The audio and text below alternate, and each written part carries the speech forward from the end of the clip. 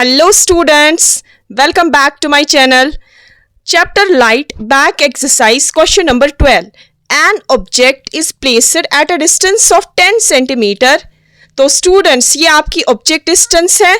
तो आपको पता है ऑब्जेक्ट डिस्टेंस u से रिप्रेजेंट होता है. तो आपका जो u है वो 10 सेंटीमीटर है. और इसके बाद हमें साइंस भी देखनी है. इस 10 सेंटीमीटर के साथ हम कौन सी साइन डालें एज पर साइन कन्वेंशन. तो as per sign convention object को हमेशा हम to the left side of the mirror रखते हैं. चाहे मिरर हो चाहे लेंस हो, तो हम हमेशा ऑब्जेक्ट को टू द लेफ्ट साइड रखते हैं. तो ये आपका कन्वेक्स मिरर है. तो हमें यहाँ पर एक कन्वेक्स मिरर ड्रॉ करना है. पहले मैं यहाँ पर एक कन्वेक्स मिरर ड्रॉ करूंगी. तो आपको पता है स्टूडेंट्स, कन्वेक्स मिरर वो वाला मिरर होता है जिसकी रिफ्लेक्टिंग साइड बल्जेड वाली होती है. तो इसकी रिफ्लेक्टिंग साइड बल्जेड वाली होती है. कनकेव मिरर वो वाला मिरर होता है जिसकी रिफ्लेक्टिंग साइड के वाली होती है.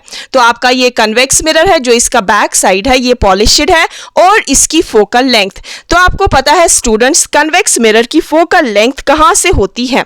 क्या ये राइट साइड से होती है कि लेफ्ट साइड से होती है? तो स्टूडेंट्स, अगर पैरेलल रेज इंफिनिटी से आती है तो वो इस लेंस में डाइवर्ज हो जाती है. तो डाइवर्ज होने के बाद इसका जो फोकस बनता है वो back side of the mirror बनता है. तो स्टूडेंट्स, ये इसका फोकस है और ये इसका सेंटर ऑफ कर्वेचर है. तो फोकल लेंथ अगर मिरर के बैक साइड से बना तो फोकल लेंथ इसकी यहां से पोल से लेकर फोकस तक की डिस्टेंस को फोकल लेंथ कहते हैं. तो मिरर का जो सेंटर होता है उसको कहते हैं पोल, और फोकस ये वाला पॉइंट है जहां पर पैरेलल रेज आफ्टर रिफ्लेक्शन वो मीट हो जाती है. तो ये पैरेलल रेज मीट हो जाती है फोकस पर, तो इसीलिए इसकी फोकल लेंथ पॉजिटिव में आती है. और ऑब्जेक्ट को हमेशा लेफ्ट साइड से रखा जाता है. तो स्टूडेंट्स, ये आपका ऑब्जेक्ट है. The distance between object and mirror is the object distance, जो यू लेटर से रिप्रेजेंट होता है. अगर ऑब्जेक्ट को लेफ्ट साइड से रखा जाता है तो इसके साथ माइनस साइन आएगी. और इसके बाद आपको दिया गया है यहां पर फोकल लेंथ. तो फोकल लेंथ आपकी 15 सेंटीमीटर है. Focal length small letter f से रिप्रेजेंट होता है. This is 15 centimetre. और मैंने आपको स्टूडेंट्स अभी बोला जो ये फोकल लेंथ है ये इसकी फोकल लेंथ है. तो ये राइट साइड से बन रही है. तो फोकल लेंथ के सामने हम पॉजिटिव साइन डालेंगे. इसके बाद स्टूडेंट्स, फाइंड द पोजीशन. आपको पोजीशन निकालना है, इमेज की पोजीशन. आपकी जो इमेज है वो कहां पर बनेगी? तो क्या ये मिरर के राइट साइड से बनेगी या लेफ्ट साइड से बनेगी? ये कितनी डिस्टेंस पर बनेगी? जो आपकी इमेज पोजीशन है वो रिप्रेजेंट होता है v से. You have to find v. v is the image position या image distance and nature of image. और आपको students nature of image find करना है. नेचर ऑफ इमेज मतलब क्या ये सीधी इमेज बनी या उल्टी इमेज बनी? सीधी इमेज मतलब वर्चुअल एंड इरेक्ट. उल्टी इमेज मतलब रियल एंड इन्वर्टेड. तो ये हमें पता चलती है मैग्निफिकेशन से. So you have to find magnification. अगर आपका स्टूडेंट्स मैग्निफिकेशन पॉजिटिव में आया तो वर्चुअल एंड इरेक्ट. अगर आपका मैग्निफिकेशन नेगेटिव में आया तो रियल एंड इन्वर्टेड. तो स्टूडेंट्स, अब हम निकाल सकते हैं हमारा v is the image distance. तो हमें यूज करना है यहाँ पर मिरर फॉर्मूला. तो this question is based on the mirror और इसीलिए हम यूज करेंगे mirror formula. 1/f is equal to 1/v plus 1/u.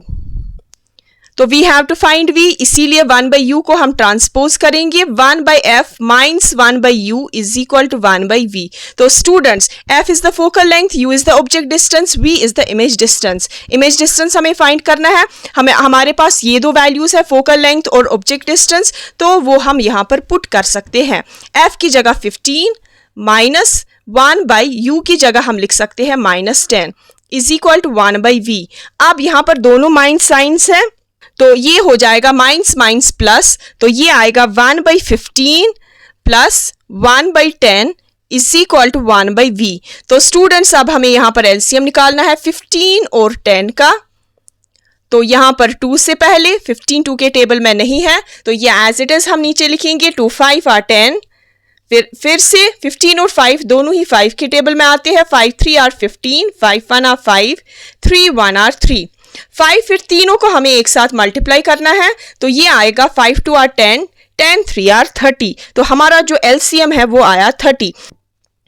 यहाँ पर हमें दो टर्म्स डालनी है, वो कैसे आएगी, वो 1/15 को आप मल्टीप्लाई करेंगे, पहला रेशियो लेंगे, इसको मल्टीप्लाई करेंगे अपने एलसीएम के साथ, तो 15 और 30 की हो जाएगी कैंसलेशन 5 के टेबल में।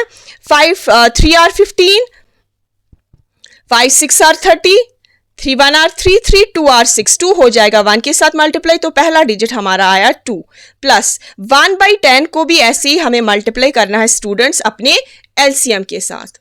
30 0 0 वुड गेट कैंसिल, 3 1 आर 3, तो दूसरा डिजिट हमारा आया 3 इज इक्वल टू 1/v।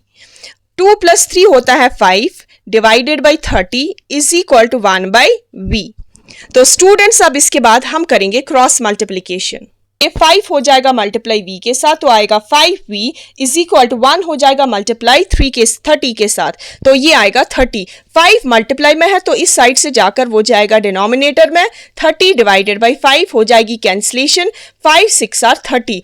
तो स्टूडेंट्स हमारा जो v है वो आया 6 सेंटीमीटर प्लस 6 सेंटीमीटर, तो दैट मीन्स हमारी जो इमेज बनी वो राइट साइड से बनी और 6 सेंटीमीटर की दूरी पर बनी। अब स्टूडेंट्स हमें निकालना है मैग्निफिकेशन। मैग्निफिकेशन जो मिरर्स की होती है वो बराबर होता है -v/u, -v divided by u। v is the image distance and u is the object distance. अब हम वैल्यूज पुट कर सकते हैं, v की जगह 6 डिवाइडेड बाई u की जगह -10, तो दोनों के साथ सेंटीमीटर है, तो दोनों सेंटीमीटर्स जो है वो कैंसिल होते हैं, इसीलिए मैग्निफिकेशन का कोई यूनिट नहीं होता है। Mines would get cancel, m is equal, यहां पर 6 और 10 की हो जाएगी कैंसिलेशन, तो वो आएगा +0.6। तो मैग्निफिकेशन स्टूडेंट्स हमारी पॉजिटिव में आई, तो इसीलिए जो हमारी इमेज है वो बनी virtual and erect. The image is virtual and erect। तो students this was your question number 12 from your back exercise. तो आई होप आपको ये क्वेश्चन अच्छे से क्लियर हुआ होगा। तो मिलते हैं नेक्स्ट वीडियो में नेक्स्ट क्वेश्चंस के साथ। Till then good bye.